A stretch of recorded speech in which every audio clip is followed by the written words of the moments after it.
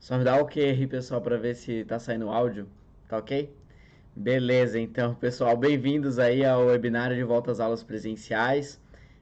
Obrigado aí por estarem aqui, por terem respondido também o questionário. É super importante aí para a gente dar uma guiada naquilo que a gente quer discutir e falar sobre assunto tão urgente que é a volta às aulas presenciais, né? E tão necessário, né? Sobretudo num país como o nosso, em que a educação fica em quinta, sexta, décima, vigésima prioridade, né? Para quem não me conhece, sou Daniel José, eu sou economista pelo INSPER, mestre por Yale, né, e deputado estadual aqui em São Paulo. E muita gente, né, chegou até esse link, não conhece muito a minha trajetória e, enfim, para mim, antes de mais nada, eu queria dizer que a minha vida foi transformada pela educação, assim, né? Como eu disse, me formei pelo INSPER, né, em economia, tive a oportunidade de estudar nos Estados Unidos, em Yale, que é uma das melhores universidades do mundo, tudo com bolsa de estudos, né?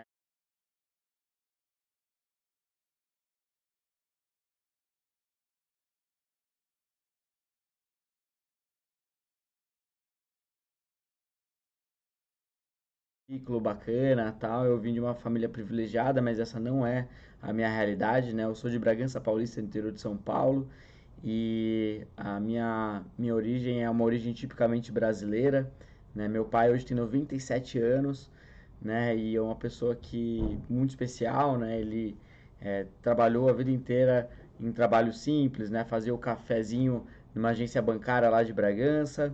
Já a minha mãe começou a trabalhar aos 7 anos de idade e trabalhou a vida inteira como diarista, né? Tem uma história que eu até gosto de contar, que é meu pai, desde jovem, ele queria ser padre e ele estudou e, enfim, morou no seminário por muitos anos, acabou não dando certo, então ele acabou saindo do seminário e acabou tendo 11 filhos, né? Então, claramente, o seminário não era o caminho para ele, né? Mas ele me ensinou valores que são super importantes que eu tento levar no dia a dia, no meu trabalho como deputado estadual, né? E aí, eu acho que tem uma série de perguntas que vocês podem vir a se fazer, né? Pô, mas como é que pode, numa origem tipicamente brasileira, né, numa família simples do interior do estado de São Paulo, alguém poder ascender ao ponto de fazer mestrado fora, nos Estados Unidos, e até tendo, por exemplo, um colega de classe, assim, que é neto, assim, de um ex-presidente americano, pessoas que vêm de uma realidade, de uma história de vida completamente diferente da minha, né? Como que isso pode ser possível, né? Como que alguém que, tipo, não tem recursos financeiros consegue estudar numa das melhores faculdades do Brasil e do mundo, né? E se destacar, né? Porque no final de contas, o Brasil é um país de poucas oportunidades, né? A gente está cansado de falar isso, né? E a gente tem um desafio muito grande de mudar um pouco essa história, né? E esse desafio é o que motiva a gente a estar aqui hoje, todo mundo pensando e explorando mais, tentando entender os motivos pelos quais as aulas presenciais ainda não voltaram e o que a gente pode fazer para mudar esse cenário, né? Como que a gente pode fazer para fazer com que histórias como a minha sejam não só exceção, mas sejam regra, né? Isso é muito do objetivo que a gente tem aqui, né? E muito daquilo que une a gente aqui nesse webinário, né? Então, uh, eu acho que, no final de contas, né, o nosso objetivo, através dessa hora que a gente tem aqui, desses minutos que a gente tem aqui pela frente, é explorar um pouco dos motivos, da razão, né, da lógica que está por trás das decisões governamentais aqui na educação, né, aqui no Brasil, né? E vocês que me acompanham vão entender muito do porquê isso tudo está acontecendo, né, do porquê as aulas presenciais ainda não voltaram, diferentemente de boa parte dos países do mundo que lidaram com a educação de uma forma completamente diferente, né? Enfim, então uh, vamos começar. é, e aí eu queria fazer praticamente uma convocação, né, e para vocês aí que são pais e mães e que se preocupam com a educação dos seus filhos, né, e que se preocupam com o acesso à informação de cada um dos seus filhos e como que eles podem se preparar melhor para o futuro, né? Aqui a gente vai poder discutir muito, não só, né, nessa ocasião agora falar sobre a volta às aulas presenciais, mas nas próximas discussões, inclusive, que a gente vai ter pela frente, falar sobre como fazer para que aumente as chances, no final de contas, dos seus filhos terem trajetórias de maior impacto, né? E vocês que são professores, entenderem como fazer com que o trabalho de vocês, no final de contas, deem um resultado maior para os seus alunos, né? Como poder impactar de uma maneira maior e com um alcance maior a vida de cada um dos seus alunos. E vocês que são estudantes, né, entender qual que é o melhor caminho a percorrer, né? Eu acho que uma das coisas que eu posso trazer por conta da minha trajetória pessoal é justamente ajudar, talvez com uma mentoria no final de contas, né? Através desse nosso canal direto, né? A percorrer um pouco do porquê, de como eu consegui sair de uma origem que é tipicamente brasileira, né? Uma origem difícil e chegar num lugar diferente de onde boa parte das pessoas chegam, né? E isso passa por uma série de escolhas que são importantes, né? Eu costumo dizer que de cada 3 a 5 anos, né, ao longo da nossa vida, a gente tem decisões que são muito importantes, que vão impactar a nossa vida no médio e longo prazo.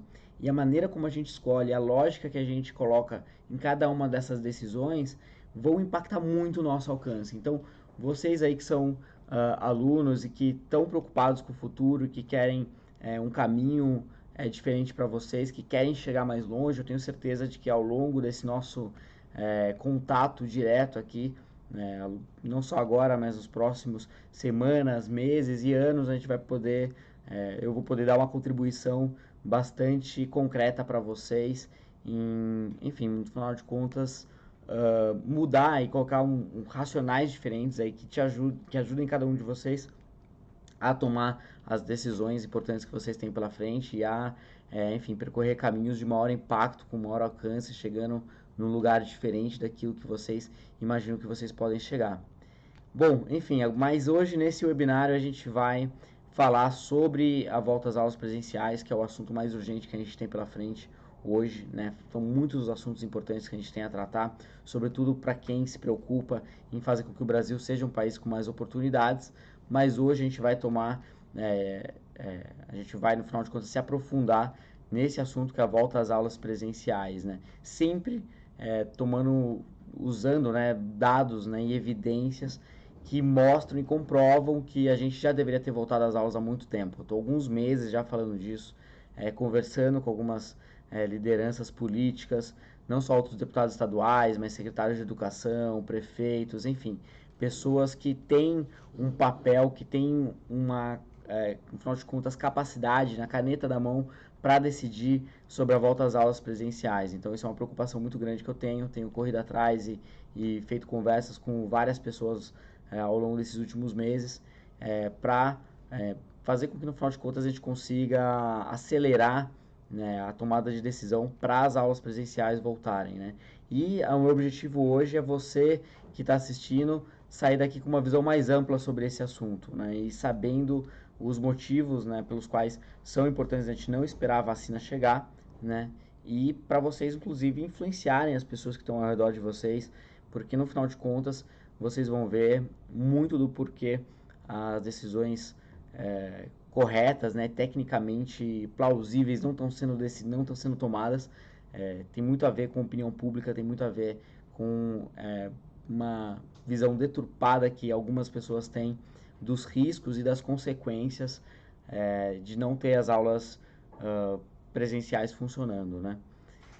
Enfim, agora vocês, né, podem estar pensando que talvez tudo isso que a gente quer falar seja demais para falar nesse tempo que a gente tem aqui, ou que muito do que a gente quer abordar não pode ser abordado nesse período, ou que no final de contas talvez seja demais achar que aquilo que a gente pode tratar aqui pode ter um impacto real na vida de vocês, né? E a minha expectativa e aquilo que eu quero trazer para vocês é justamente o oposto disso, é falar que, pô, a gente consegue munir muita informação em pouco tempo, a gente consegue fazer um conteúdo de altíssima qualidade e que impacte a vida de cada um de vocês e a vida de muitas e muitas famílias ao redor do estado de São Paulo e do Brasil, né? Enfim, eu queria, além disso, né,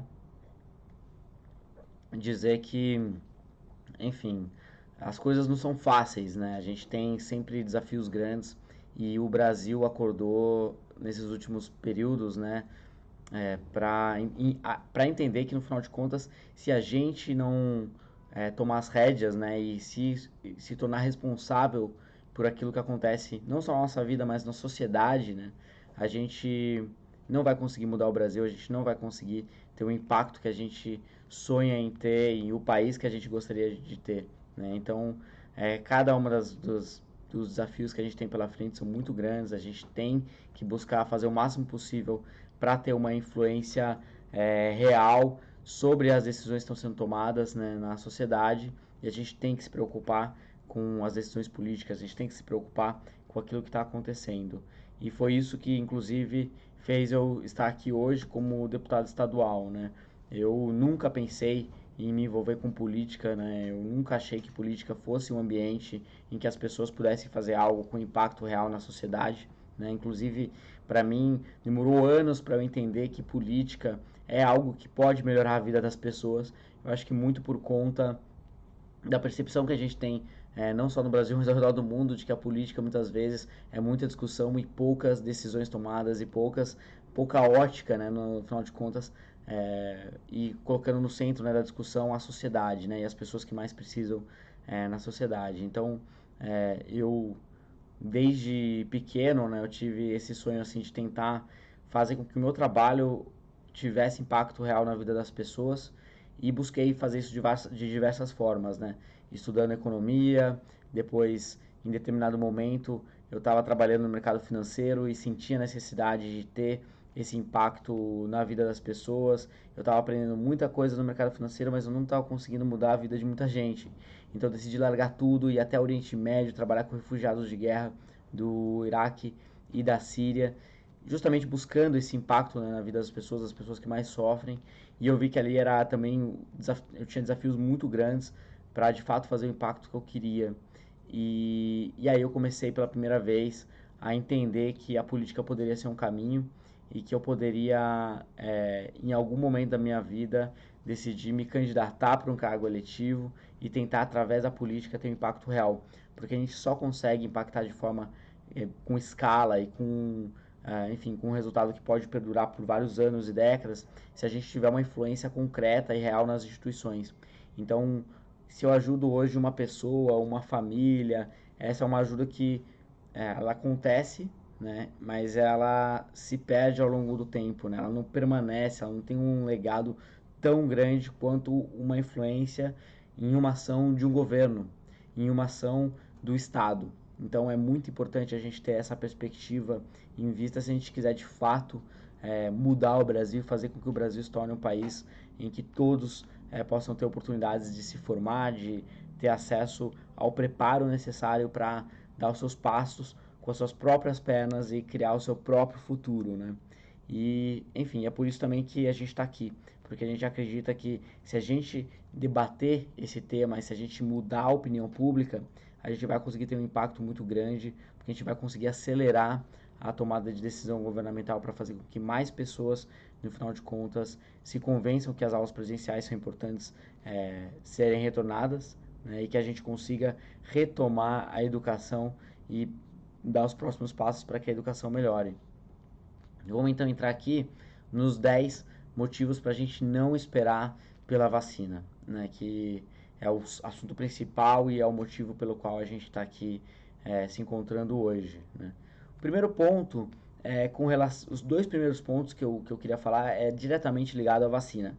Né. Tem muitas informações, muitas notícias acontecendo, saindo a todo instante, e às vezes a gente se perde um pouco.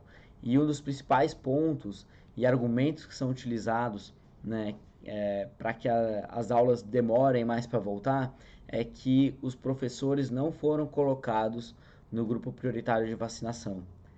E isso é um ponto bastante polêmico que eu gostaria de discutir com vocês.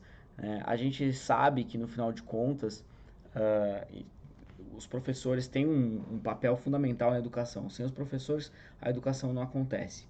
Né? Não faz sentido juntar uma sala de aula se não tem um professor ali para dar aula.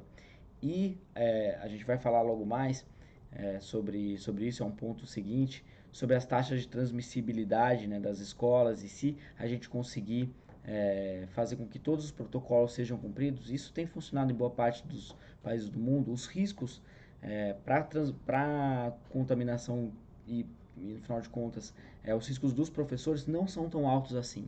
Então, inicialmente, eu não colocaria os professores como grupo prioritário para vacinação.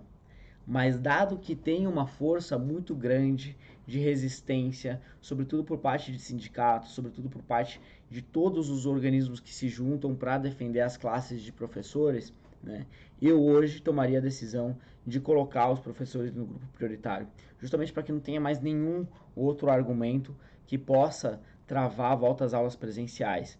Então, se eu pudesse hoje dar alguma recomendação para todos aqueles que são responsáveis pelos planos de vacinação, seria para que a gente conseguisse colocar os professores no grupo prioritário. Não por conta da real necessidade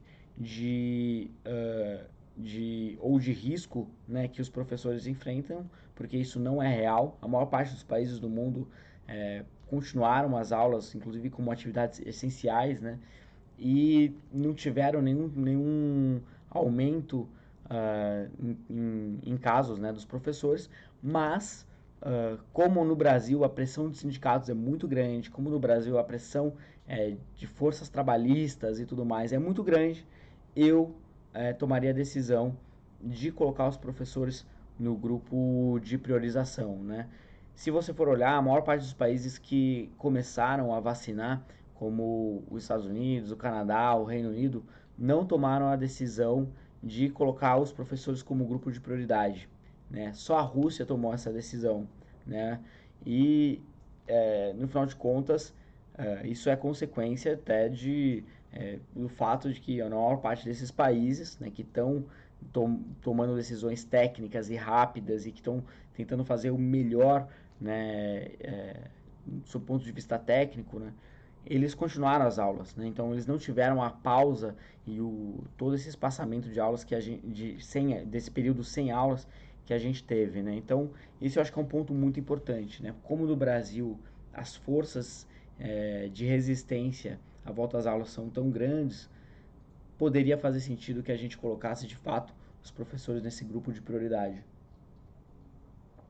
Infelizmente a gente também tem que jogar com o cenário que a gente tem diante de nós, e o Brasil é diferente do Reino Unido, o Brasil é diferente do Canadá e de diversos outros países que tomam decisões muito mais técnicas do que decisões políticas ou até populistas, vamos dizer assim. A Unicef, também é importante falar que ela incentiva que os professores sejam prioridades ao grupo de alto risco. Então isso é algo que a Unicef defende, justamente por conta desse cenário e do risco que diversos países enfrentam de não ter as aulas presenciais retornando quanto antes. Importante mencionar que hoje só 20% dos países do mundo não tem as aulas presenciais acontecendo. Então a maior parte dos países que levam a educação de maneira séria, por mais que tenham lockdown, por mais que tenham políticas bastante duras, né, de combate à pandemia, ainda assim as escolas estão funcionando, as aulas estão acontecendo, obviamente seguindo todos os protocolos de segurança e de saúde. Então, enfim, esse é um primeiro ponto muito importante, que apesar de tecnicamente, né, colocar os professores num grupo prioritário não seja algo que impacte, né, na perspectiva de risco dos professores, né, de transmissão, enfim, no final de contas, seria uma boa ideia colocar no grupo de prioridade, justamente porque esse é o principal argumento que tem sido utilizado pelos sindicatos e pelas forças que resistem à volta às aulas presenciais. E eles, infelizmente, hoje têm uma influência muito grande nos prefeitos, que são os grandes responsáveis pela tomada de decisão da volta às aulas, tá? Então esse é um ponto muito, muito importante.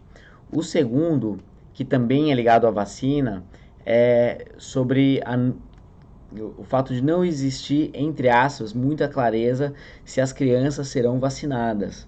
O que acontece é que a gente, quando eu digo a gente, o mundo, né, conseguiu avançar, né, a ciência ao redor do mundo conseguiu avançar em uma velocidade muito grande e diferente de várias outras vacinas que demoraram anos e até décadas para serem criadas, né? Essa vacina do coronavírus, as primeiras vacinas que estão sendo aprovadas, né, pelas agências internacionais de saúde, são são vacinas que foram fruto de um tempo recorde de estudos, né, e de testes. É importante dizer que a ciência avançou numa velocidade muito maior do que outras vacinas já desenvolvidas. Então, obviamente, como a preocupação com o tempo da criação das vacinas foi muito grande, então a priorização dos testes foi para os grupos de risco e para os adultos. Né? Então, o que acabou acontecendo é que poucas empresas farmacêuticas, poucos laboratórios, de fato, focaram em testes em crianças e adolescentes. Né? Então, isso faz com que a vacinação das crianças demore mais tempo para acontecer. Então, é ilusão achar que a gente vai conseguir vacinar todas as crianças num tempo razoável para usar isso como critério para volta às aulas presenciais. Então a gente não pode esperar a vacina chegar até as crianças para fazer com que as aulas voltem. Então, enfim, eu acho que esse é um ponto muito importante e que deve ser considerado para que a gente consiga voltar às aulas o quanto antes. Né? Então, a gente consegue fazer um retorno seguro à volta às aulas sem ter a vacinação das crianças. Eu acho que esse é um ponto muito importante. E que se a gente for esperar as crianças serem vacinadas, aí vai demorar muito mais tempo. Né? A gente vai falar um pouco mais sobre isso, mas as vacinas não vão chegar de um dia para o outro.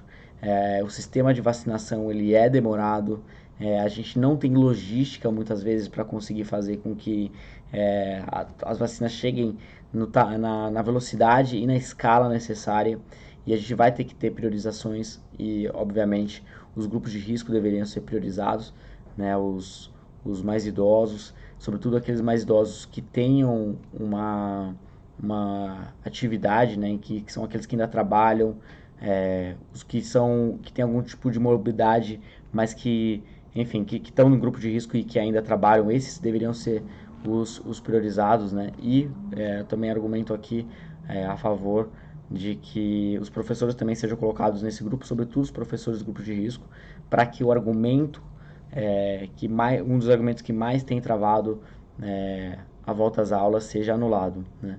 Então esse é um ponto muito importante, não tem como esperar, o ponto 2, né? Não tem como esperar que a vacina chegue até as crianças para que as aulas voltem. Isso vai demorar muito tempo, eu acredito que não só meses, mas até anos. E eu acho que um ponto importante também, aí já entrando no nosso terceiro ponto, é que as crianças, na maior parte das vezes, não apresentam sintomas e transmitem menos o vírus. Que mostram, e aí a gente fez aqui um estudo, uma revisão de várias publicações que foram feitas nas principais revistas de pediatria ao redor do mundo, e que mostram que as crianças têm de 2 a 5 vezes menos taxas de infecção. Né? Então, quanto menor a criança, menor o risco.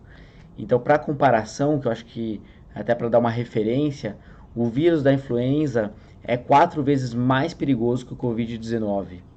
E nenhuma criança que deixou de ir para a escola, nenhuma criança deixou de ir para a escola no surto da gripe. Então, se para o vírus da influenza, né, os alunos não precisaram parar as suas aulas, então, no final de contas, por que no Covid-19 eles precisariam parar? Então, esse eu acho que é um argumento super importante para a gente levar em consideração.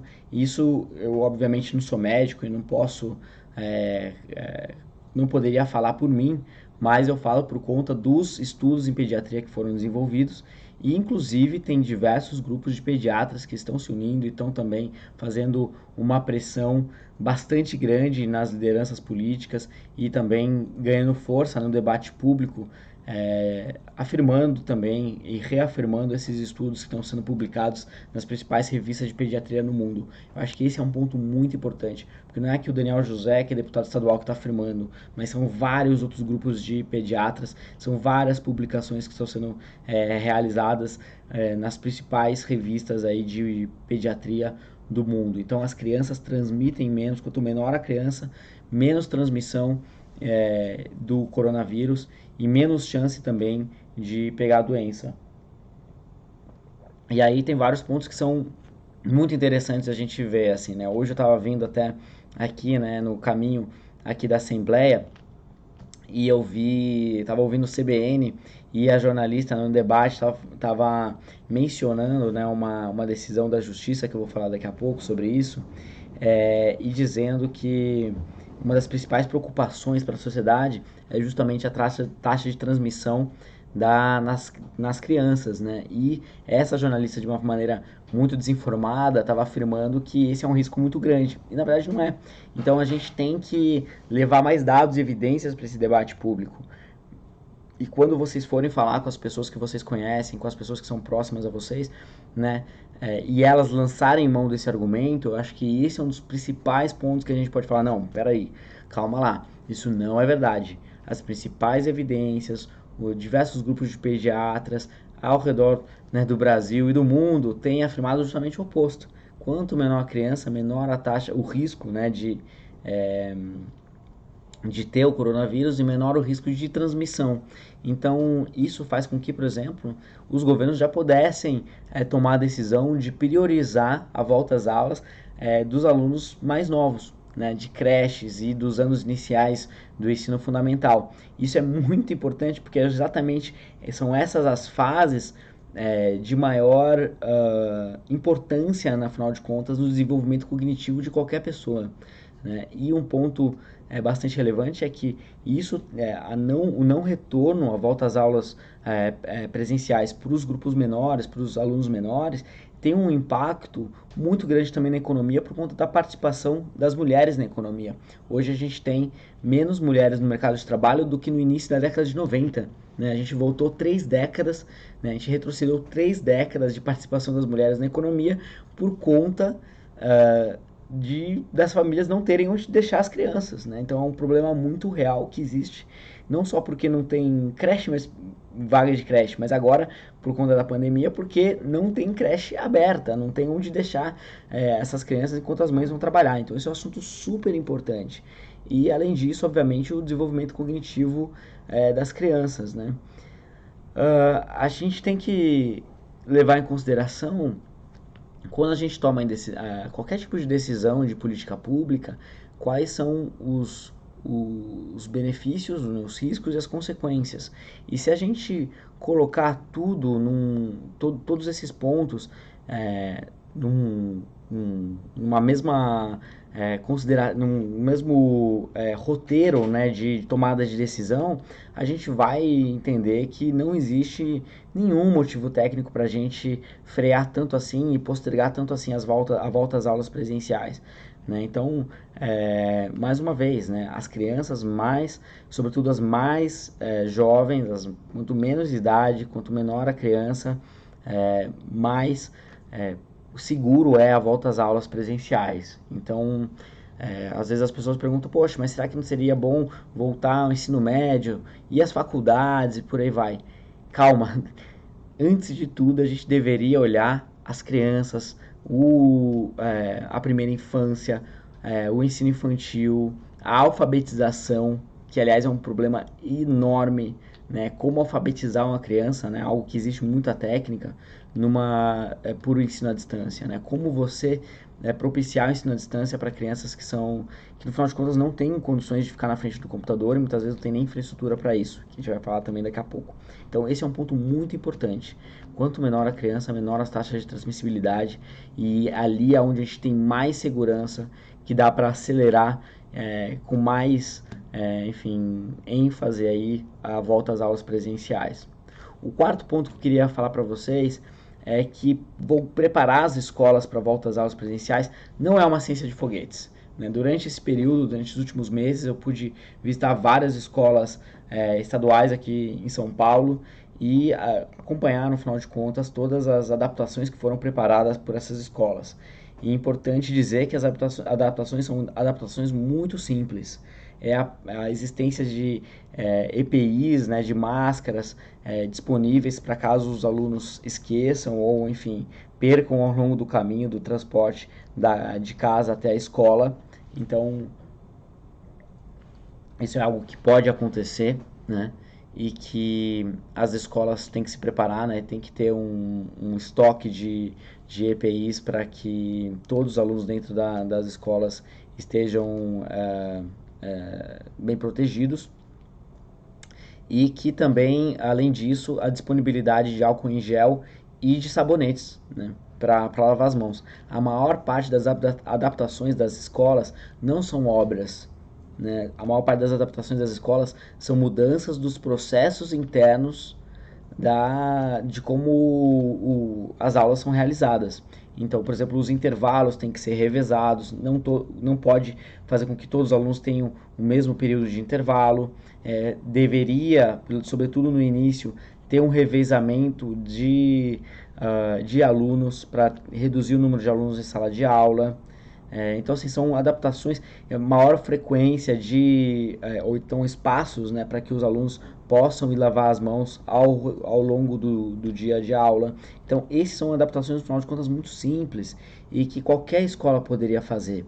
E mesmo se muita gente argumentar que pode ser que tenha algumas escolas que mesmo assim teriam que ter alguma obra porque não tem banheiro direito, não tem pia suficiente para lavar as mãos e por aí vai, no final de contas, a gente já poderia começar a volta às aulas priorizando aquelas escolas que têm estrutura para isso. Então, muitas vezes a gente acha que a decisão é 880. Se não são todas as escolas que estão preparadas, então a gente não pode voltar às aulas. Sendo que isso não é verdade. Várias das escolas já têm estrutura para isso. E eu digo mais, grande maioria das escolas públicas, não só no estado de São Paulo, mas no Brasil, já tem condições de ter estrutura para volta às aulas. Então é muito mais a disponibilidade de EPIs, a disponibilidade de álcool em gel e de sabonetes, e de adaptação dos processos internos, né, de como as aulas acontecem, do que qualquer tipo de investimento que exija recursos, que exija tempo. Então, e aliás, mesmo se fossem grandes obras, a gente teve aqui quase um ano inteiro sem aulas. Então, isso também não seria uma desculpa, mesmo que a gente precisasse fazer algum tipo de investimento grande, o que não é realidade, né? Então, a volta às aulas não é uma ciência de foguetes, né? As escolas não precisam virar de cabeça para baixo para oferecer a infraestrutura necessária para fazer com que as aulas voltem o quanto antes.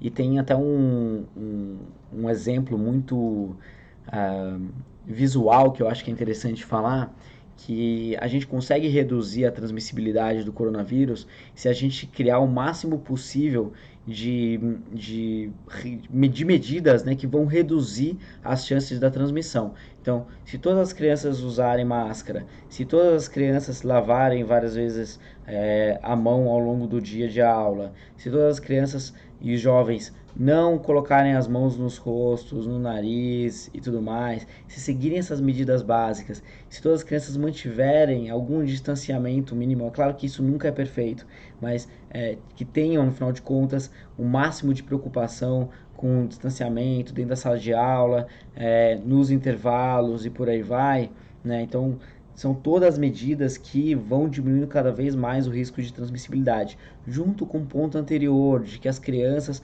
quanto mais novas, menor as taxas de transmissibilidade. Então, tudo isso junto faz com que seja bastante seguro a gente dizer que as aulas podem voltar e que não vão ter impacto no aumento de transmissão do coronavírus. Inclusive, isso é uma evidência que já pode ser observada nas cidades brasileiras, nas escolas particulares, sobretudo, que já voltaram às aulas presenciais. No final de contas, para a transmissibilidade do coronavírus, é como se fosse um queijo suíço que tem várias fatias, né? Então, você pega um queijo, fatia várias vezes e tem todos os furinhos, né? Então, quanto mais fatias tiver, menos as chances do ar passar de um furinho para o outro, de uma fatia para outra. Então, parte dessas fatias, entre aspas, são as diversas medidas que cada uma das crianças deveriam fazer. E várias dessas outras fatias, no final de contas, são as várias medidas que os processos da escola e as responsabilidades que a gente tem em conjunto, né, de processos internos e de medidas de afastamento e tudo mais, que sendo bem implementadas diminuem ainda mais os riscos. Então, por exemplo, uma outra medida que eu não mencionei aqui, mas que é bastante importante, é algo que tem sido feito em todos os lugares onde a gente entra hoje, em shoppings, em estabelecimentos, tal, que é a medida de temperatura. Então, se a criança está com febre, é melhor que ela volte para casa. Então, tem em todas as portas das escolas medidor de temperatura, é muito importante. E, de novo, não é uma ciência de foguetes, né? Hoje em dia, esse tipo de equipamento é super fácil de super fácil de disponibilidade, de baixo custo e pode chegar até as escolas de uma maneira muito rápida. Inclusive, a rede de São Paulo já está pronta para isso. Então, enfim, no final de contas, são uma série de medidas que são simples, são muitas mudanças de processos, poucos investimentos reais assim de grandes obras e que são mais um argumento para que a gente consiga levar para frente a ideia de que as aulas presenciais deveriam voltar o quanto antes. O quinto ponto e argumento para a gente não esperar pela vacina são, a partir do quinto ponto aqui, são na verdade consequências. Como eu disse anteriormente, né, a gente tem que, ao tomar uma decisão de política pública, avaliar as complexidades de implementação, os riscos de implementação, mas também as consequências de cada uma dessas medidas, as consequências da não tomada de decisão. E o aumento da evasão escolar é o quinto ponto que eu gostaria de falar. Né? No final de contas, né, tem diversas pesquisas que mostram que a escola pública hoje já tem uma baixa atratividade por parte das crianças, né? A maior parte das crianças e jovens no Brasil não vê tanto significado nas escolas, porque as escolas, no final de contas, agregam pouco valor para essas crianças. Então, esse é um debate que a gente vai ter que levar para frente ao longo dos próximos anos e décadas. A gente tem que melhorar a qualidade das escolas brasileiras, né? E o assunto urgente aqui é que as crianças voltem à escola, mas elas voltarem à escola não significa também que as aulas vão ficar perfeitas de uma hora para outra, né? Então, esse é um ponto, uma observação bastante importante. E o que acontece é que, diante da pouca agregação de valor que as escolas têm na vida dessas crianças e jovens, né, existe um incentivo quase que imediato das crianças abandonarem a escola. Né? Então, os dados já têm, enfim, pesquisas mostrando o aumento da evasão escolar, e isso é algo muito, muito preocupante. Né? Esse já é um dado muito alto no Brasil, né? Por volta de 10% das crianças, dos adolescentes de 15 a 17 anos estão fora da escola, né? São dados do IBGE. Então isso já é um problema que acontece, como eu disse, por conta dessa pouco significado que esses jovens enxergam na escola e a necessidade que eles enxergam nessa fase de buscar um trabalho. E diante de toda a crise econômica gerada por conta da pandemia, essa necessidade de trabalhar aumenta ainda mais. Então, no final de contas, acho que são pontos que são super relevantes e que a gente tem que levar em consideração se a gente, enfim, no final de contas, pensar e priorizar todos esses jovens. Né? Não tem como a gente não levar em consideração esse ponto numa tomada de decisão sobre as voltas, ou se vai voltar ou não às aulas presenciais. Né? Na hora do prefeito decidir, ele tem que levar em consideração que a evasão escolar vai aumentar com certeza e que muitos dos jovens que poderiam estar estudando vão abandonar a escola e não vão voltar mais a estudar nunca mais. E quando o aluno abandona a escola, as escolas perdem o contato com esses alunos e não conseguem mais chegar até eles. Então, esse é um ponto muito importante que a gente tem que levar em consideração. O ponto 6, que muita gente também tem levantado, é sobre a saúde mental dessas crianças e jovens. Né? Então, que é consequência, em primeiro lugar, da privação do contato social prolongado. Né? Então, a atividade social das crianças e dos jovens é muito importante para o desenvolvimento delas, né? Então tem muita troca de experiência, tem muita troca enfim, o convívio faz com que cada um de nós cresçamos, né? Então a privação de contato social é muito drástica, muito dramática para o desenvolvimento das crianças e dos jovens. E além disso, né, aqueles alunos que conseguem acompanhar as aulas via computador, tablet, celular, também tem um aumento muito grande de exposição a esses, enfim, a tela e tudo mais. Isso aumenta a ansiedade, aumenta a insônia, aumenta, no final de contas, também a taxa de depressão entre os jovens. Então, é muito importante levar isso em consideração quando a gente for argumentar a favor da volta às aulas presenciais, né? Tem uma série de distúrbios emocionais que podem surgir por conta da privação de convívio social das crianças e dos jovens. Então, esse é um ponto muito importante para a gente considerar na tomada de decisão. O ponto 7 é a perda de aprendizado durante esse período, né? Sobretudo no salário futuro dos jovens. E aqui eu trouxe uns dados aqui para vocês que até gostaria de mencionar, porque tem vários estudos já sendo produzidos e estimativas, né, sobre o custo econômico, né, da não volta às aulas durante esse período. Eu tive acesso a um estudo que é bastante interessante, né, e que serve como uma referência do impacto que pode acontecer nas próximas décadas e que vai acontecer por conta desse longo período sem aulas, né? E esse estudo é um estudo sobre o impacto na verdade, salarial, né, na vida dos jovens que ficaram durante o período da Segunda Guerra Mundial em Londres por muitos meses e até anos, né, sem ter aulas. Então tem um impacto muito real, né, e que pode ser visível assim de uma forma muito clara no salário futuro de cada um desses jovens. Então tem um gap, né, tem um intervalo assim salarial entre todos aqueles que ficaram muito tempo sem aulas, né, ao longo dos anos, eles não conseguiram ter salários tão bons quanto as gerações seguintes e as gerações seguintes e as gerações anteriores. Então tem ali uma quebra, né, de expectativa salarial, de expectativa de qualidade de vida desses jovens por conta de longos períodos sem aulas. E isso é um ponto muito importante.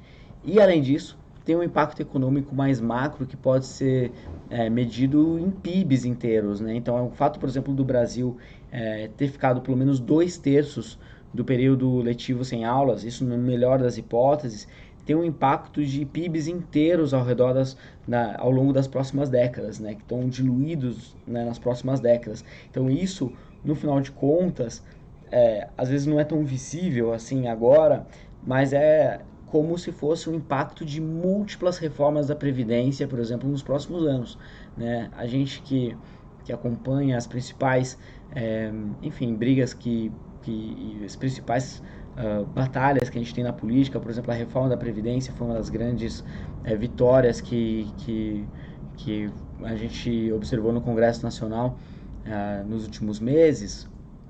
Então, e que trouxe uma economia prevista de alguns bilhões de reais ao longo dos próximos 10 anos, o impacto da, da não volta às aulas é muito superior ao da reforma da Previdência, múltiplas reformas da Previdência. Então, o prejuízo para a economia como um todo e o prejuízo para o país como um todo vai ser muito maior e a gente ainda não consegue medir isso. Então, infelizmente, essa falta de perspectiva, de visão macro, de impacto econômico e a falta de visão do impacto real que vai ter na vida desses alunos que estão ficando por longos períodos de tempo sem aulas e, por conta disso, reduzindo o seu aprendizado e se preparando menos para o futuro e sendo menos empregáveis, vamos dizer assim, no futuro, é algo muito sério, é muito sério. E os tomadores de decisão, infelizmente, não conseguem ter essa visão e, por não terem essa visão, não tomam a decisão de voltar às aulas presenciais. Esse é talvez um dos pontos que sejam mais difíceis de se observar e que são os pontos que mais demandam, de fato, visão dos nossos líderes políticos, né? A gente, infelizmente, tem uma crise de liderança pública no Brasil, né? E eu até diria ao redor do mundo, né? Em diversos países, mas no Brasil isso é muito visível, né? E eu, tendo essa experiência na política em 2 anos, tenho uma experiência em primeira mão, né? Enquanto que diversas lideranças políticas não estão preparadas para assumir os cargos que ocupam, e aqueles que tomam decisões que impactam a vida de milhares e de milhões de pessoas têm que ter um preparo suficientemente bom para entenderem diversas consequências dos seus atos. E essa consequência econômica que, que esse longo período de ausência de aulas presenciais acaba acarretando é, é algo muito grande e que ainda é muito difícil de explicar e que só vai ser mensurado nas próximas décadas, estimado nas próximas décadas, e que infelizmente a maior parte dos prefeitos que estão tomando as decisões sobre a volta ou não às aulas presenciais, no final de contas não tem isso em mente, então eles não levam isso em consideração. E esse é mais um argumento que a gente tem que debater, que tem que colocar na discussão para convencer todas as lideranças de que as aulas presenciais deveriam voltar.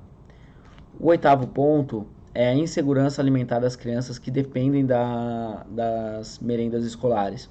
Aqui no estado de São Paulo, o governo estadual e a Secretaria Estadual de Educação conseguiu entregar para cada uma das crianças que estão abaixo da linha da pobreza o valor de uma cesta básica mensal, e conseguiu fazer isso de uma maneira muito ágil. Então eles têm um mérito por terem atingido esse resultado, né? Eles têm, enfim, um mérito de ter tido um trabalho de bastante resultado, mas essa não é a média do Brasil, né? E mesmo eles fazendo um bom trabalho, não dá para afirmar que o trabalho é perfeito e que não existe criança hoje no estado de São Paulo que esteja em situação de vulnerabilidade, que esteja passando fome. Então, não dá para você falar que o trabalho do governo do estado de São Paulo e até das prefeituras é perfeito. Então, com certeza, tem crianças que estão sendo impactadas por conta da pandemia e da não existência das aulas presenciais, né? Então, com certeza dá para falar que tem muita gente sendo afetada, muita criança sendo afetada por conta disso e não tendo alimentação adequada, e por conta disso também tendo prejudicada seu desenvolvimento em termos de saúde, em termos de desenvolvimento cognitivo e por aí vai. Então é infelizmente uma consequência muito real, muito básica. A insegurança alimentar é algo muito real, assim, que de fato traz consequências muito sérias para todas essas crianças. O Estado de São Paulo foi até efetivo em conseguir amenizar essa consequência negativa, mas outros estados ao redor do Brasil não dá para falar a mesma coisa, né? E as cidades também ao redor do estado de São Paulo e do Brasil também não existe garantia que elas estão fazendo um trabalho bom o suficiente para garantir que nenhum aluno da rede municipal esteja passando fome. Então isso é um problema muito sério e que tem que ser levado em consideração, e que infelizmente a gente, dependendo da qualidade dos serviços públicos entregues, da tomada de decisão dos governos, né, das prefeituras, a gente não pode afirmar com segurança de que o trabalho tem sido bem feito, que não existe hoje nenhuma criança passando fome por conta de das escolas estarem fechadas, elas não terem ido às escolas e, por consequência, enfim, tendo acesso às merendas. O penúltimo argumento, né, para a gente levar para frente e lutar pela volta às aulas presenciais é o aumento da diferença de aprendizado entre alunos de classes sociais diferentes e de escolas diferentes, né? Obviamente, o Brasil é um país muito desigual, que tem realidades completamente diferentes e famílias têm infraestrutura completamente diferentes para, enfim, garantirem que os seus filhos tenham acesso à educação à distância durante esse período em que as escolas estão fechadas. E eu posso falar pela minha própria experiência pessoal, que se eu tivesse em idade escolar e se eu tivesse, enfim, numa pandemia, eu não acredito que a minha família teria condições de dar a infraestrutura necessária para que eu pudesse ter aulas durante esse período. né? Por conta da ausência de infraestrutura, de computador, de celular e por aí vai, e do fato de eu ter mais irmãos, então precisa de mais equipamento, precisa de mais espaço para que cada um faça a sua aula. Então é muito difícil isso acontecer, sobretudo nas famílias mais pobres do Brasil. E a realidade brasileira é muito dura. O Brasil é um país pobre, a gente não pode negar isso, né? Então, no final de contas, pouquíssimas são as famílias que têm condições de ter infraestrutura adequada durante esse período e de fazer com que, de garantir que os seus filhos tenham o espaço adequado e a infraestrutura tecnológica adequada para terem as aulas. Além disso, as aulas feitas em ensino à distância têm que ter uma qualidade muito boa para garantir que o aprendizado que esses alunos devam ter seja o máximo possível, seja o máximo mais próximo possível ao adequado, né? E isso não vai acontecer se a gente não tiver um currículo muito claro, se a gente não tiver materiais digitais, né, que ajudem de fato de uma maneira muito direta e muito bem feito para que as crianças, enfim, tenham uma experiência de aprendizagem, a melhor experiência de aprendizagem possível. Muitas crianças ao longo desses últimos meses tiveram toda a experiência delas de aprendizagem resumidas a materiais que elas recebiam, apostilas que elas recebiam nas suas casas, enfim, porque elas não tinham acesso à tecnologia, porque elas não tinham acesso às aulas, enfim, à distância.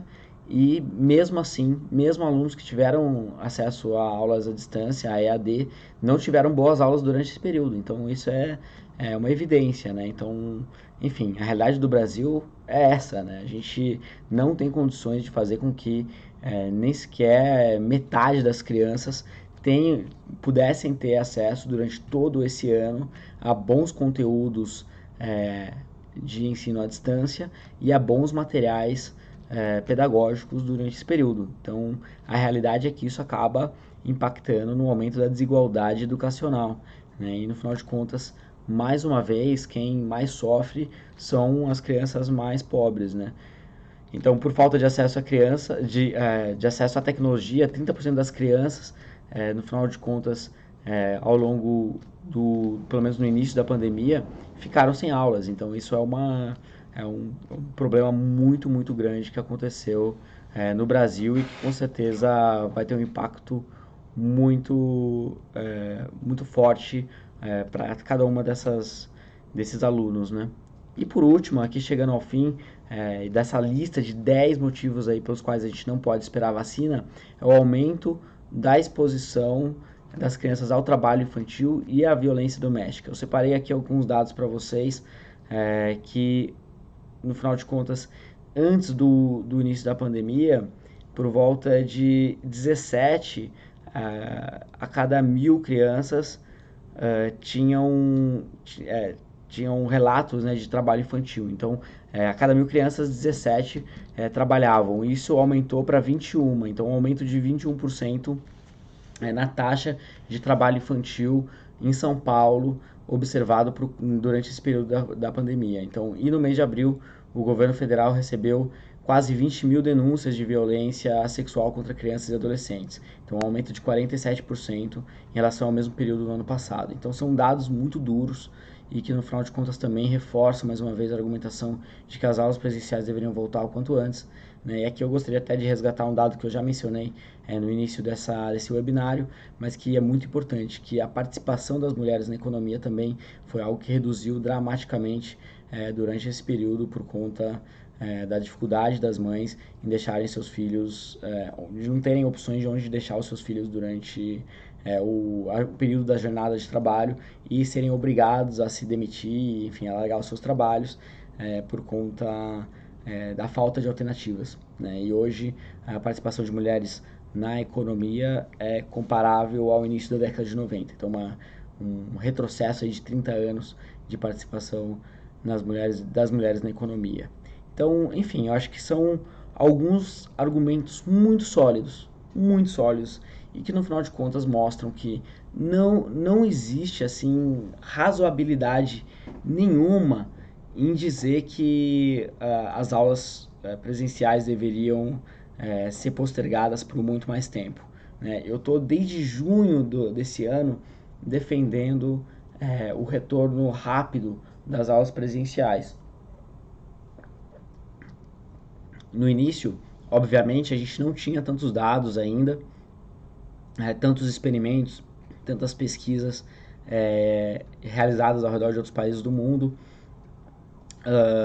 sobre os riscos, né, de transmissibilidade e outras coisas que surgiram ao longo do tempo, né? Em meados de agosto já tinha uma clareza muito grande de que as aulas presenciais já poderiam voltar e que esse risco de transmissibilidade já não era tão real quanto as pessoas imaginam. Mas, infelizmente, existe uma curva de tempo para entre a informação existir, o dado existir e as pessoas entenderem que isso de fato é real, né? Porque no final de contas existe um tempo necessário para que o dado se transforme em informação na cabeça das pessoas e que isso se transforme em opinião pública. Duas são as grandes travas para que as aulas presenciais ainda não tenham voltado.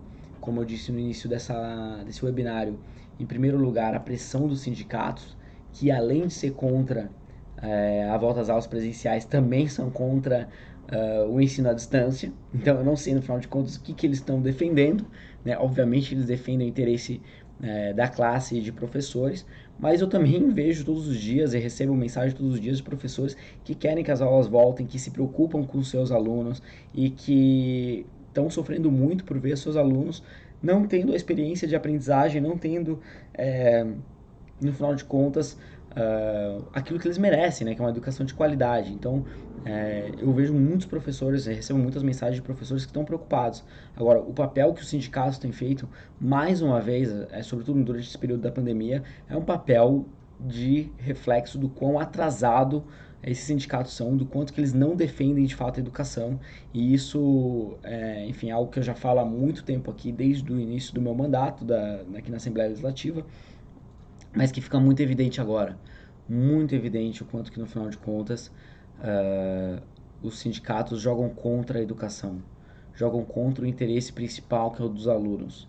O quanto que os alunos estão aprendendo, o quanto que eles estão frequentando as aulas, e isso é muito, muito relevante, porque a gente não pode, e a sociedade não pode mais aceitar que os sindicatos são organizações que defendem a educação, porque não são, né? E fica muito claro durante essa pandemia. E a segunda grande força que tem freado a volta às aulas presenciais é a opinião pública. Até pouco tempo atrás, 75% da população, em média, no estado de São Paulo, era contra a volta às aulas presenciais.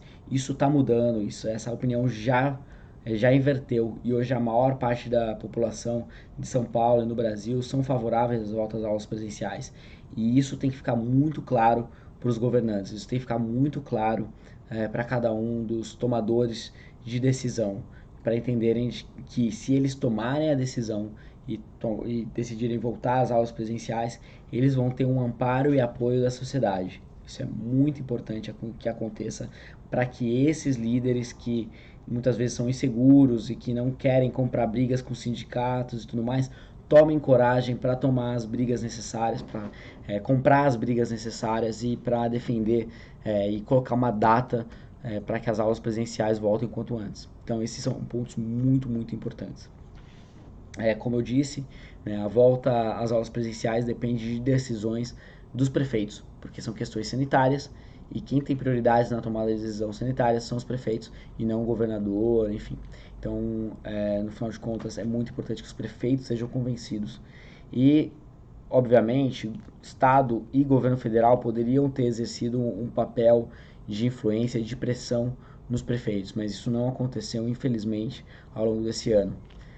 Para azar de todos nós e de todos os alunos, sobretudo, teve eleição municipal nesse ano, o que deixou ainda a noção de risco desses prefeitos ainda muito maior, porque eles, em período pré-eleitoral e eleitoral, não vão tomar uma decisão que seja contra a opinião pública. Agora, a eleição passando, a opinião pública virando e a sociedade pressionando, né, cada uma dessas lideranças para que as aulas presenciais voltem, aumentam muito as chances de fazer com que as aulas presenciais e as escolas reabram no começo do ano que vem. Por mim, não teria nem sequer Natal e Ano Novo. A gente já se prepararia para voltar às aulas o quanto antes, mesmo sendo final de dezembro e por aí vai, sabe? Não importa, todos os pais que quiserem, né? E aí é importante também a liberdade dos pais. Todos os pais que quiserem que seus filhos voltem às aulas presenciais teriam essa possibilidade já antes de janeiro, porque no final de contas cada dia importa, cada aula, hora a mais de aula que cada uma dessas crianças tiver importa. Então isso é muito importante que esteja claro para todo mundo. E se eu tivesse numa posição de tomada de decisão sobre a volta às aulas presenciais, já teria voltado em agosto desse ano.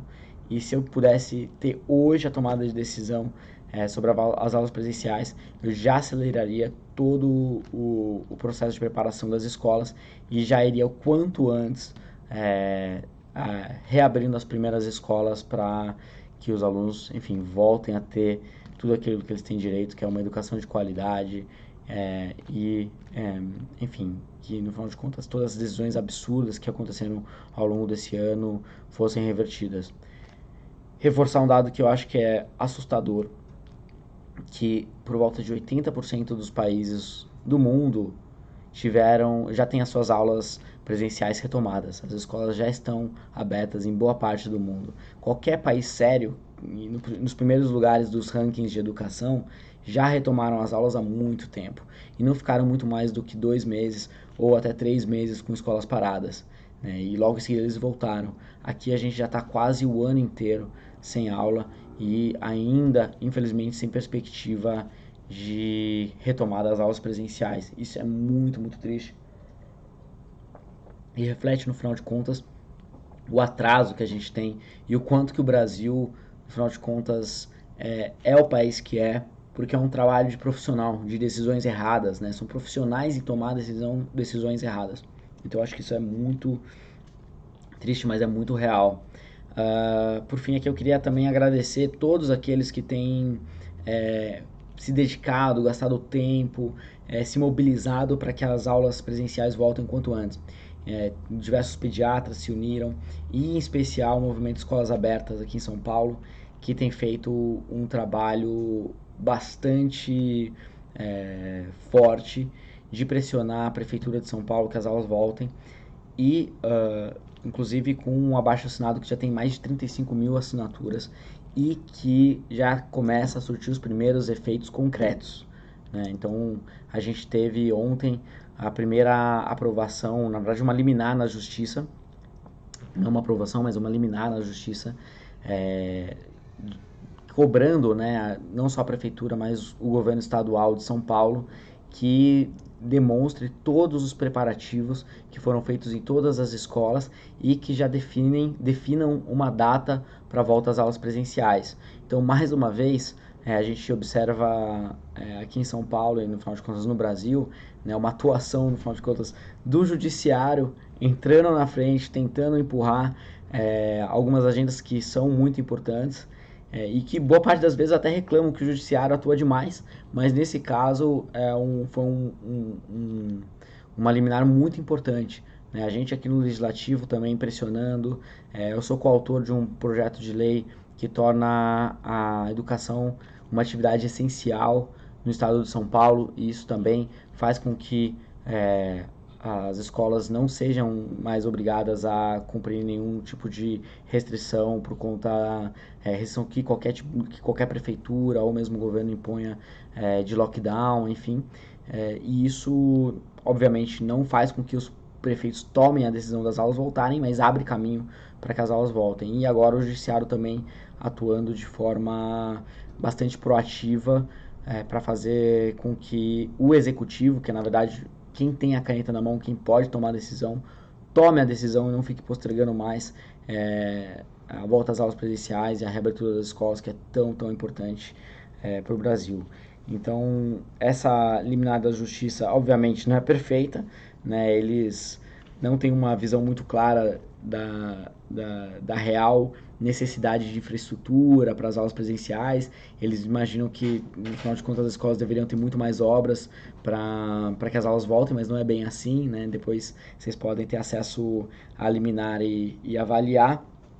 Mas o que importa no final de contas é que essa liminar, enfim, é um primeiro é, resultado aí do trabalho é o primeiro resultado do trabalho de pressão e de dedicação aí do Escolas Abertas e, enfim, de todos aqueles que têm pressionado, que têm argumentado, que têm, enfim, lutado para que as escolas reabram. Então, enfim, fica aqui meu reconhecimento e, enfim, todo o apoio necessário aí para escolas abertas e para todos aqueles que querem batalhar e se juntar a gente aí nesse movimento de volta às aulas presenciais.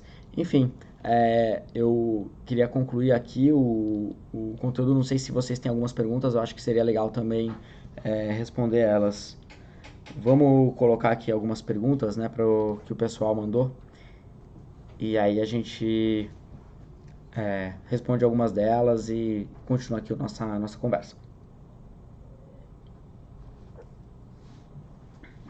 Bom, a pergunta aqui do Claudinei Júnior. Quais os procedimentos que serão adotados para corrigirmos os danos educacionais causados pela ausência de aulas presenciais devido à pandemia?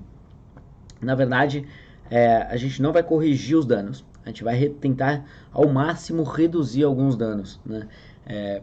No final de contas, se a gente tem, né, a obrigatoriedade de ter 200 horas de aula por ano, como um requisito mínimo exigido, né, pelo MEC, a gente, no final de contas, esse ano teve uma quantidade de horas muito inferior a essa. E se, no final de contas, ao final de um ano, a gente tivesse, sei lá, 190 horas de aula, 195 horas de aula, a gente até consegue recuperar essas 5, essas 6 horas, 10 horas que seja de aula restantes, né? Mas, infelizmente, o volume de aulas, de horas de aula que não foram entregues ao longo desse ano foram muito grandes. Teve algumas redes municipais, inclusive, que eu tive notícia, que nem sequer conseguiram completar um mês de aula, em que as aulas demoraram mais para começar, em março, e depois de 2 semanas já foram interrompidas. Então não tem como você recuperar um ano de aula de dezenas de milhões de alunos ao redor do estado de São Paulo e do Brasil. Então não tem como você recuperar isso. O prejuízo ele é muito grande, por isso que eu inclusive mencionei em alguns pontos aqui da argumentação do porquê as aulas presenciais têm que voltar o quanto antes, porque tem um impacto de aprendizagem, um impacto em abandono escolar, um impacto na economia futuro que é irreversível, não tem como voltar atrás. Óbvio que tem algumas medidas que podem ser tomadas, então, por exemplo, diversos governos estaduais tomaram a decisão de colocar como opcional um 4º ano do ensino médio, né, para que aqueles que tiverem alunos que quiserem, né, possam estudar um ano a mais e se prepararem para o Enem, enfim, estudar. Mas assim, no final de contas, a gente sabe que isso não resolve nem 5% do prejuízo total. A gente não consegue, no final de contas, ter iniciativas semelhantes para recuperar, por exemplo, o desenvolvimento cognitivo da criança que, enfim, deveria estar se preparando para a alfabetização. A gente não vai conseguir recuperar, então, em breve, o aprendizado da criança que deveria estar se alfabetizando durante esse ano. Então, enfim, a gente tem uma série de consequências que nunca vão conseguir ser plenamente corrigidas. A gente pode fazer sim ações como essa, né, de expandir o ensino médio, de aumentar reforços escolares, enfim, medidas pontuais, mas que no final de contas a gente sabe que não vão cobrir nem 5, nem 10% do prejuízo total. Então, infelizmente, esse é o cenário. Se fosse um caso pontual, de uma escola ou outra fechada, por pouco período de tempo, daria para fazer uma ação muito mais forte para recuperar toda a queda de aprendizado, o aumento do abandono escolar, o impacto econômico que pode ser causado. Mas como é uma medida de muita escala e uma pausa muito grande nas aulas para milhões de alunos, é muito difícil isso acontecer, é praticamente impossível. A segunda pergunta aqui é do José Augusto Magalhães. Daniel, poderia falar um pouco sobre o ensino superior?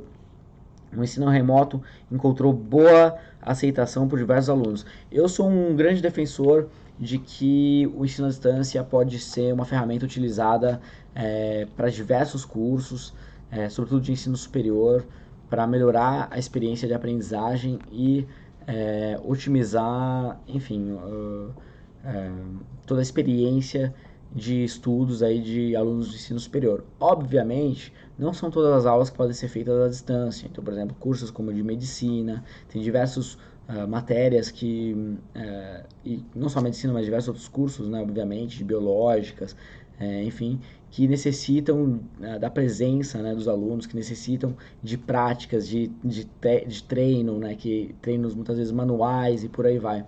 Né? Agora tem muito conteúdo, obviamente, né, muitas teorias que podem, né, ser passadas através de ensino à distância, e isso é uma ferramenta muito importante no ensino.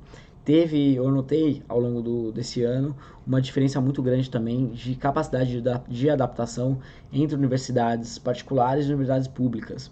Universidades particulares foram muito mais rápidas na adaptação à pandemia, né? Então, por exemplo, várias universidades não tiveram nem sequer uma semana de aula parada, conseguiram adaptar de forma muito rápida e sem nenhum prejuízo. Então, mesmo monitorias, diversas outras, enfim, atividades acadêmicas que estavam previstas, né, para ser realizadas, foram realizadas também à distância. Então, isso mostra a rapidez aí do setor privado de se adaptar ao ambiente adverso, né?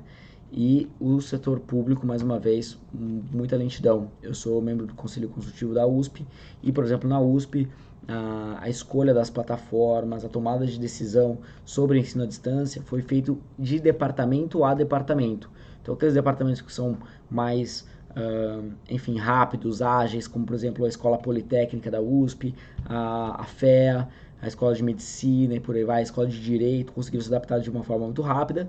Agora, outros departamentos não conseguiram atuar de forma tão rápida assim e, enfim, acabaram gerando um prejuízo enorme para os seus alunos. Então, acho que são algumas observações. Eu acredito, como eu disse, muito no ensino híbrido, não só para o ensino superior, mas também para o ensino médio, para o ensino fundamental também, como um auxiliar e uma ferramenta complementar ao ensino presencial. Óbvio que não é um substituto, óbvio que não vai trazer o mesmo resultado, né, como eu disse antes, mas é uma ferramenta auxiliar que pode ser utilizada e melhorar muito o resultado da experiência, né, de aprendizado dos alunos e também o resultado de aprendizagem e preparo de cada um dos alunos, né. Então, enfim, se tem uma notícia boa nessa história toda é que diversos professores que nunca trabalharam com tecnologia passaram a ser obrigados a trabalhar com o ensino à distância e, por sua vez, aprenderam e se tornaram mais adeptos ao uso de tecnologia dentro da sala de aula. Isso é uma notícia boa e no mar de notícias bastante duras e ruins que a gente teve nesse ano de 2020 na educação. Pergunta aqui da Thelma Magalhães. Escolas particulares estão se posicionando como? Tenho a impressão que não querem retomar as aulas presenciais. Na verdade, o interesse das escolas particulares, da maior parte delas, é sim a volta às aulas presenciais, sobretudo as escolas particulares de ensino infantil, né, de alfabetização. Essas são as escolas que mais têm sofrido, né? Boa parte, eu recebi há algum tempo atrás um dado eu não lembro bem se era da Associação de Escolas Particulares, mas que mais de 20% das escolas de ensino infantil tiveram que fechar as portas durante esse ano. Então, obviamente, né, as crianças, como eu disse, não conseguem ter uma aula à distância por um longo período de tempo e, enfim, não é nem o veículo e a ferramenta adequada para o desenvolvimento cognitivo delas. Então, muitos pais, né, obviamente, vendo isso, tiraram a matrícula, né, desmatricularam seus filhos das escolas em que eles frequentavam, e isso fez com que, caindo receita, caindo matrícula, várias dessas escolas tiveram que fechar as portas. Então, teve um choque no setor de educação infantil bastante grande nas escolas privadas. É uma pena que isso aconteceu, vai ter impactos bastante reais, porque a taxa de cobertura de creches não é ótima em diversos lugares do estado de São Paulo e do Brasil, e a demanda, né, por creches e por, enfim, anos iniciais de ensino fundamental em escolas públicas vai aumentar muito e não vai ter vaga, então isso vai ter consequências também muito grandes, não só agora, mas também nos próximos anos, e essas famílias aí vão ter que encontrar outras formas de conseguir fazer com que seus filhos estudem, diminuindo também a oferta de escolas particulares de ensino infantil.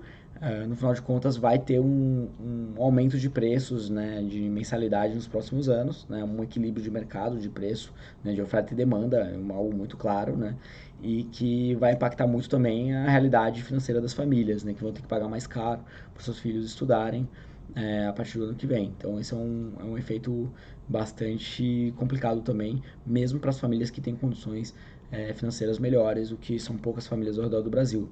Mas eu tenho visto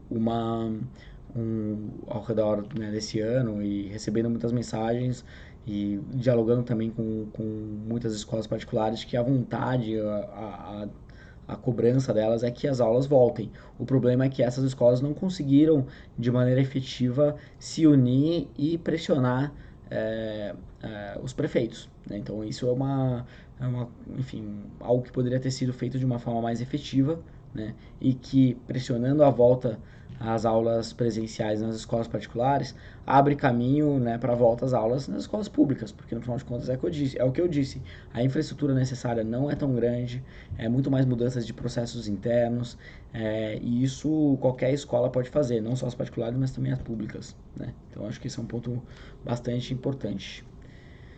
Bom, enfim, queria agradecer mais uma vez, né, por vocês passarem esse período aqui comigo, é, é, ao longo dessa uma hora e meia aqui de webinário. A gente tem que continuar lutando para que as aulas presenciais voltem quanto antes, né, cada um de vocês nas suas respectivas cidades, né, esses 10 pontos que eu mencionei durante esse webinário são pontos muito importantes e que a gente tem que levar para todos os debates, né? Isso daí tudo é munição para vocês levarem para as discussões. Infelizmente eu tenho visto, mesmo entre grupos de pessoas muito esclarecidas, argumentos que não procedem, argumentos que não correspondem à realidade, que não têm nenhum embasamento em dados e em evidências.